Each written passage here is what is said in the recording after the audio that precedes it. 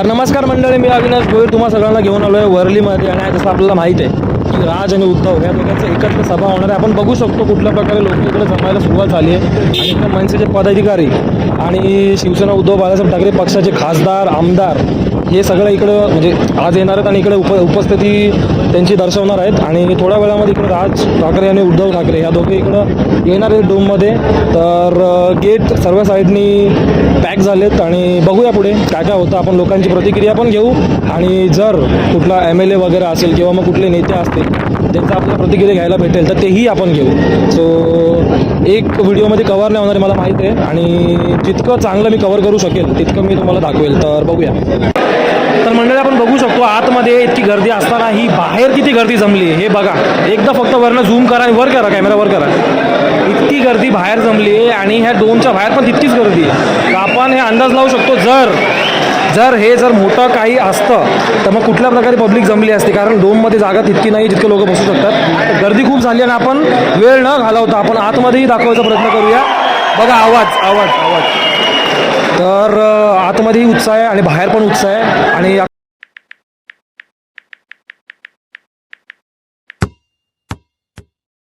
तर दादा काय सांगणार आजच्याबद्दल? एकदम खुश वाटतं. तर आजच्या मेळाव्याबद्दल तुमचं काय प्रतिक्रिया आहे? सगळ्यात पहिले सांगतो, आज पहिल्यांदा 2.5 वर्ष झाली गद्दारांनी शिवसेना फोडली, त्याही वेळ डोळ्यात पाणी आलं नाही.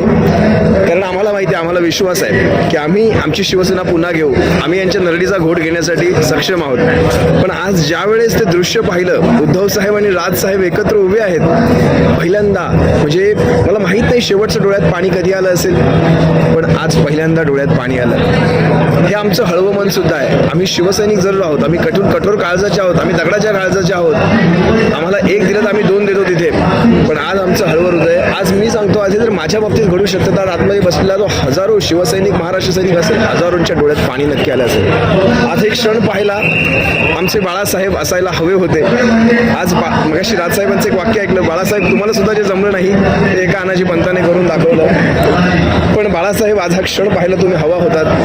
आज जर तुम्ही असतात तर आज ह्या महाराष्ट्राची आज सांगतो, आज या महाराष्ट्रामध्ये राजकारण बदललं असतं.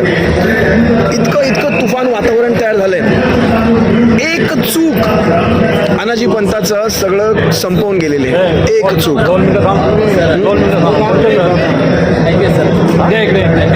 हो येऊ द्या, IPS येऊ द्या, आम्ही त्यांचं स्वागत करतो. ठीक आहे. तर ही एक चूक पूर्ण त्यांचं राजकीय कारकीर्द संपवून गेलेली आहे. आज मराठी माणूस एकवटवलाय.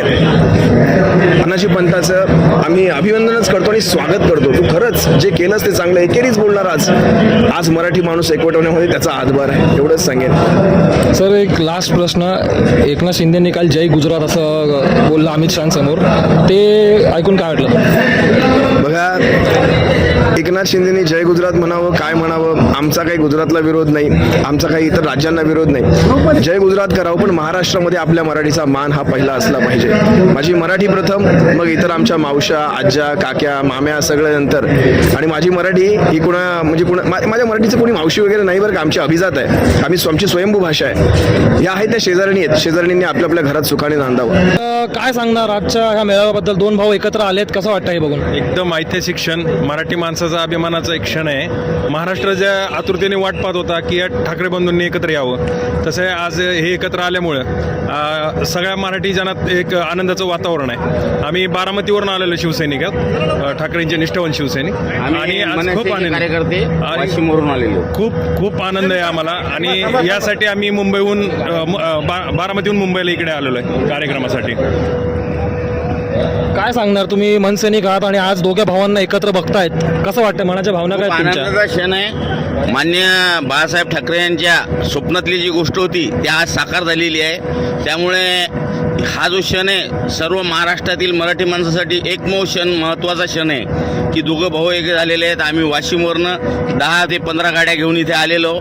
मनसे सैनिक आणि सोबतच आमचे शिवसैनिक पण आणलेले आहेत. म्हणजे आम्ही तिकडूनच मैत्री करून आलेलो आहोत. काय वाटतं आता ह्या दोघ्या भावांची पुढच्या जे इलेक्शन वगैरे असेल तर या दोघांची युती होईल का? होईल 100% युती होईल. आणि साहेब यामधून खूप रिझल्ट मिळेल, कारण की सर्वेमध्ये 57% हा सर्वे दाखवलेला आहे मनसे आणि शिवसेनेचा. जर युती झाली तर मग सगळ्यात जास्त फटका कोणाला बसणार? सगळ्यात जास्त बघा भाजपला आणि शिंदे गटाला, दोन्ही गटाला फटका बसेल ना. कारण की महाराष्ट्र नवनिर्माण सेना आणि शिवसेना जर एकत्रित झाली तर 57% मतदान आहेत साहेब. 200 मतांनी पडतात सीटा. त्या सीटा पूर्ण निघणार महाराष्ट्राच्या. मीरा भाईंदरच्या मोर्चाबद्दल काय सांगणार? मराठी माणूस पण तिकडे आता मोर्चा काढणार आहे का त्यांच्या विरुद्धमध्ये? काय सांगणार त्याच्याबद्दल?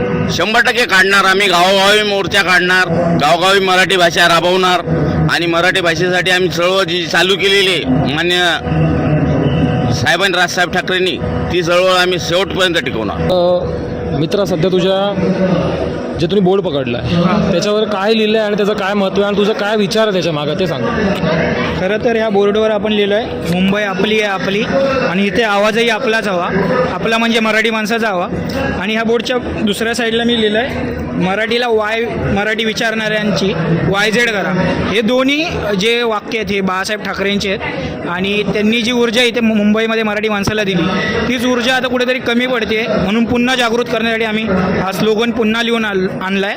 आणि पुन्हा एकदा येथील मराठी माणसांना बाळासाहेब ठाकरेंची आठवण व्हावी यासाठी आम्ही त्यांचीच वाक्य याच्यावर लिहिली आहेत. आणि मराठी माणसांनी पुन्हा जागृत व्हावं, एकत्रित यावं आणि या मुंबईसाठीच नव्हे तर इतर शहरांसाठी सुद्धा एकजुटीने उभं राहावं. आणि जिथे कुठे मराठीवर अन्याय होईल तिथे पेटून उठावं आणि प्रखरपणे आपला आवाज उचलावा. आता एक महाराष्ट्राचा युवा म्हणून तू बाळासाहेबांना बघितलंस, जेव्हा लहान होतास तेव्हा बाळासाहेबांना बघितलं, आता तू राजसाहेब आणि उद्धव साहेबांना एकत्र येताना बघतोय.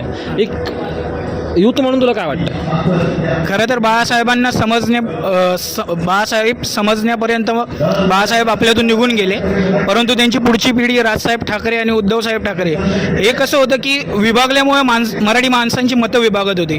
आता ते एकत्रित आल्यामुळे पुन्हा एकदा एकजूट झाली, पुन्हा आता मराठी माणसाला अधिक ताकद भेटली आहे. आणि येणाऱ्या काळात जर कधी मराठीवर अन्याय होईल, पहिली एक तलवार चालत होती, आता 2 तलवारी चालतील, त्यामुळे अजून ताकद वाढेल. आणि बोलतात ना वीरात वीर दवडले साथ, ते आता 7 नाही आहेत, तर आता हे सगळे मराठी माणसं एक साथ आहेत. ते एवढंच सांगेल. काय बोलणार? आज ठाकरे बंधूंचा इकडं एकत्र मेळावा आहे आणि जे 5 तारखेला मोर्चा निघणार होता त्याच्याऐवजी आता मेळावा करणार, कारण GR रद्द झाला. तर आजच्या मेळाव्याबद्दल काय सांगणार? काय वाटतं तुमची मराठी माणूस म्हणून भावना काय वाटते तुमची? आमची मराठी भावना म्हणजे खरोखर आजचा दिवस म्हणजे एक दिवाळीच आम्ही साजरी करतोय. कारण 2 भाऊ एकत्र येण्यासाठी आम्ही बरेच वर्ष प्रार्थना करत होतो.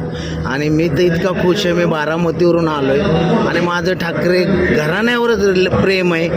मी जरी पवारसाहेबांचा पक्षाचा कार्यकर्ता असलो तरी माझं एवढं प्रेम आहे ठाकरेंबद्दल, हे मी मराठी माणसासाठी मी एवढ्या लांबनं आलो आहे. आणि मराठी माणसावर जर काय प्रॉब्लेम आले तर आपण मराठी माणसं आत्ता तर सगळे एक आलेत. हे चित्र बघून आमच्या डोळ्यात पाणी आलं आनंदाचं. जर या 2 भावांची आता आज जर युती झाली, कारण आता आज फक्त मेळावा आहे, अजून युती झालेली नाही आहे, जर युती झाली तर त्याचा सर्वात मोठा फटका कोणाला बसेल? का आता अजून इलेक्शनला एक 4-5 महिने टाईम आहे सर. आणि आता ते कसं युती झाली तर हा फटका BJPला बसल्याशिवाय राहणार नाही आणि एकनाथ शिंदे साहेबांनाही फटका बसेल. एकनाथ शिंदेची कुठेतरी गोची करायचा प्रयत्न करतात का देवेंद्र फडणवीस, असं वाटतंय का? दिसतंय त्याचं चित्र. कारण काल अमित शहा साहेब काल पुण्यात आलते आणि एक प्रोग्राम होता, तर ते बोलले की जय महाराष्ट्र, जय हिंद आणि जय गुजरात. आता ते अमित शहा साहेबांना खुश करण्यासाठी तुम्ही जर लोटांगण, तर हा मराठी माणसाचा अपमान आहे, हे मी वैयक्तिक सांगतो. तर या अशा गोष्टी राजकारण वेगळं आणि तुम्ही अशा गोष्टी करू नका. म्हणजे झुकण्यासाठी, तो खुश करण्यासाठी मला अजून जास्त म्हणजे दिल्लीने हे करावं, हे तर सगळं साफ चुकीचं आहे. तुम्ही शरदचंद्र पवार पक्षातनं आहात, तुम्हाला असं वाटतं का शरदचंद्र पवार पक्षांनी म्हणजे 3 मराठी नेत्यांनी एकत्र यावं आणि या लोकांनी एक म्हणजे लोकल पक्षाची युती बनवावी? तुम्हाला असं वाटतं का राष्ट्रीय पक्ष सोडून? माझं असं म्हणणं आहे, काँग्रेस, पवारसाहेब पक्ष, उद्धव साहेब आणि राजसाहेब हे चौघांनी मिळून मुंबईत लढलं तर फार मोठा फटका बाकीच्या पक्षांना बसेल आणि मुंबई पुन्हा आमच्याकडे येईल, मराठी माणसाकडे. हा आम्हाला अभिमान आहे. तर मित्रा, काय लिहिलंयस तू तुझ्या बोर्डवरती आणि काय सांगणार याच्याबद्दल आणि तुझे म्हणजे काय विचार आहे लिहिण्याच्या मागे? हा मी जो बोर्ड लिहिला आहे हा खरं तर आताची जी परिस्थिती आहे त्यावर पण आहे. हा तुम्ही गुगल पण करू शकता. गुगल तुम्हाला सगळी इन्फॉर्मेशन देईल. पण हे खरं तर माझ्या आयुष्यात घडलेलं आहे. मी जेव्हा माझा दादा, मी राजा शिवाजीमध्ये होतो, ती दादरला आहे, त्या शाळेमध्ये माझा दादा माझ्या अगोदर 6 वर्षापूर्वी होता. तेव्हा एका वर्गाचा पट जवळपास 122 होता. त्याच्यानंतर ताई होती माझी, तिच्यानंतर म्हणजे ती जेव्हा होती तेव्हा वर्गाचा पट 92, 95 असा 92, 93 असा झालेला. आणि जेव्हा मी होतो तेव्हा एका वर्गाचा पट 47 झालेला. आणि आता तर बघाल ते 22-23 मुलं म्हणजे आता सध्या त्या वर्गात आहेत. म्हणजे नक्की कुठे ना कुठेतरी मराठी शाळा आपल्या संपत चाललेल्या आहेत. खरं तर हे मी माझ्या आयुष्यात अनुभवलं आहे, म्हणून मी हा स्लोगन लिहिला आहे. तर काय सांगशील आजच्या मेळाव्याबद्दल? 2 भाऊ एकत्र आलेत, तर एक युवा पिढी म्हणून त्याबद्दल आता तू या दोघांना वोट नाही करणार आहे का? नाही, असं वोटिंगचं नाही. जिथे मी नक्कीच असणार, मराठी माणसाची जिथे संघर्ष असेल तिथे मी नक्कीच असणार. हो.